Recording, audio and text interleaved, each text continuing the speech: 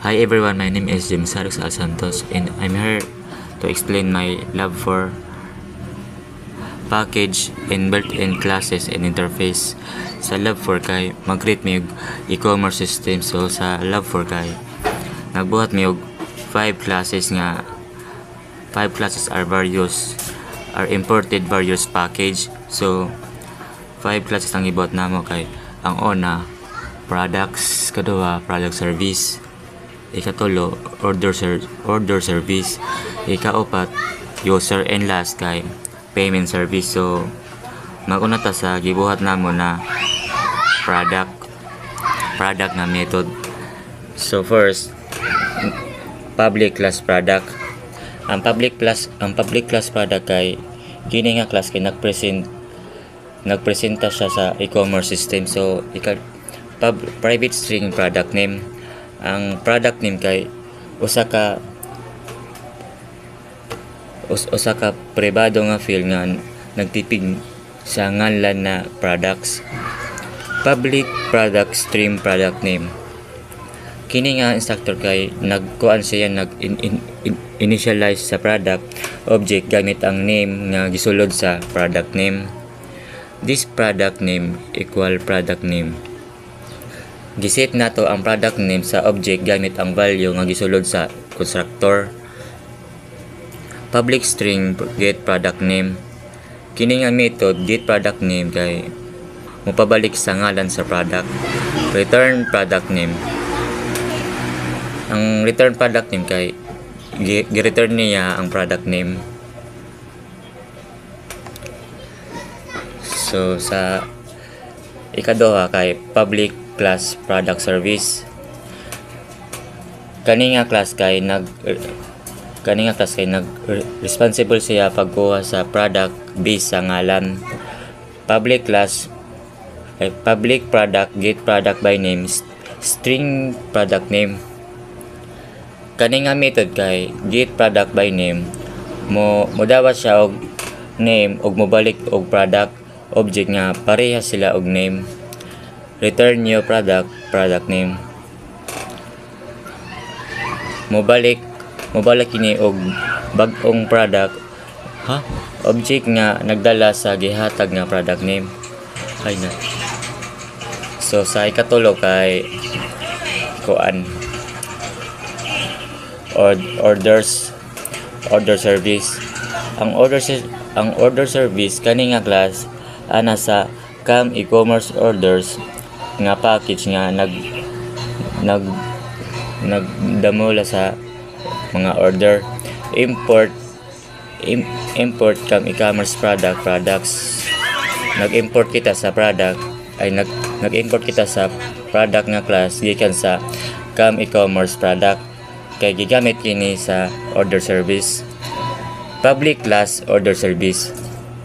Kini nga class kay nagprocess siya sa mga orders na gihatag. Public and create order products. Ang create order kay mo-process siya sa mga products o mobalik og order ID para kini. Return 1103. Ibalik ni ini sa ang static nga order ID nga 11003 ang alang sa demo nga toyo. So sa ikaapat kay user. Ang user nga class kay ana sa CAM e-commerce user nga package nga naglangkob sa impormasyon bahin sa mga user.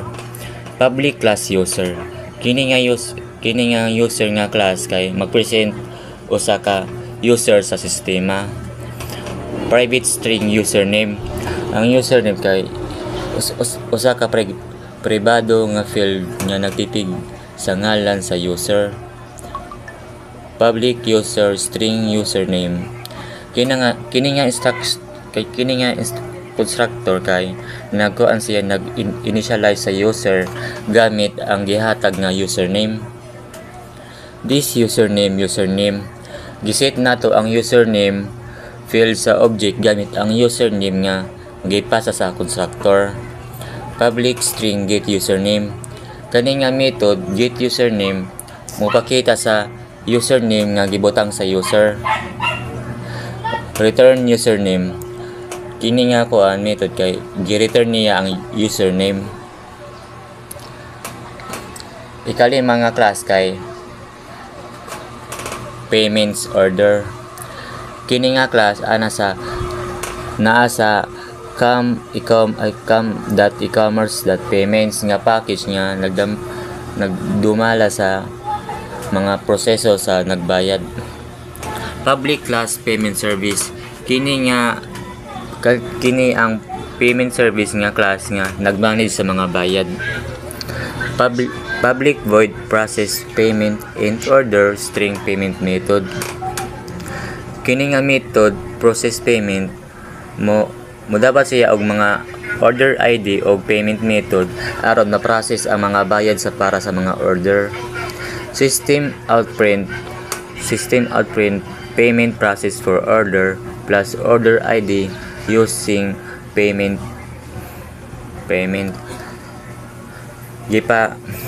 nagpakita siya og console nga ang bayad gina-process para sa order gamit ang payment method for order 11003 using credit card. System outprint transaction complete. So sa transaction complete gipakita ang console nga tapos na ang transaction og lagi. So tapos na ta sa 5 classes. Mopadayon ta sa main class.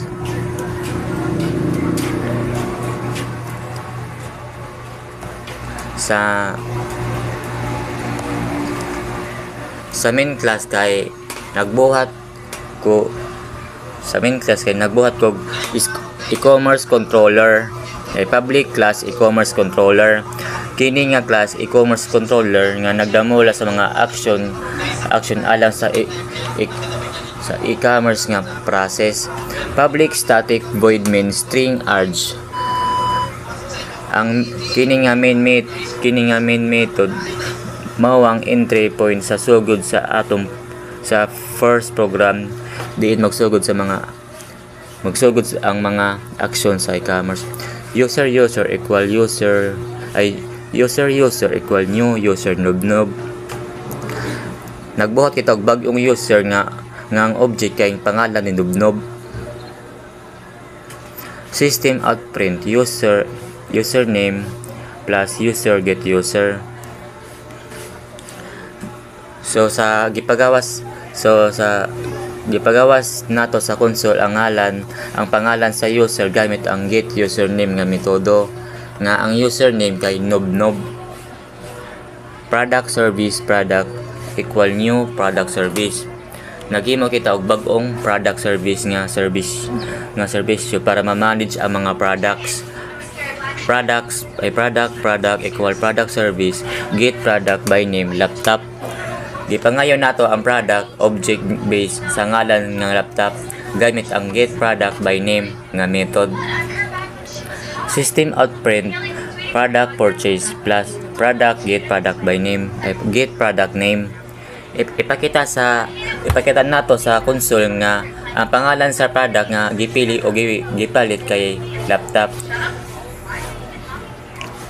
Order service equal new order service.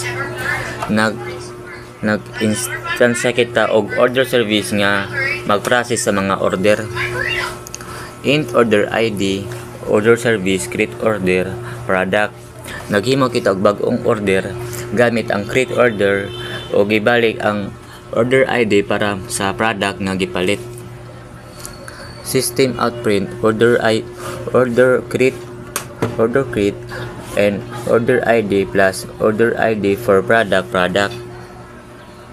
So ipakita nato ang order ID nga gihimo para sa product og ipagawas kini sa console nga ang kuan niya mo result na order create order ID 1101 for product laptop.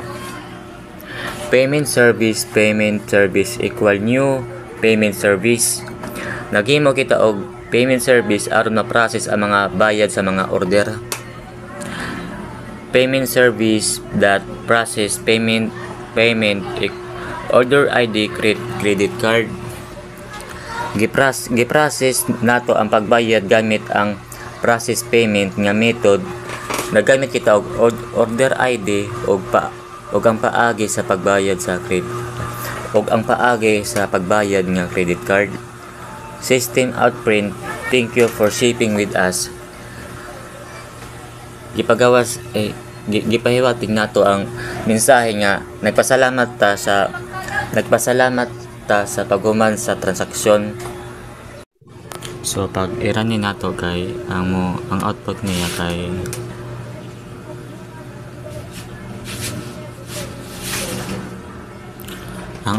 kay username Nobnob, product purchase laptop, order created, order ID 1101 for product laptop, payment process for order 1101 using credit card, transaction complete. Thank you for shipping with us.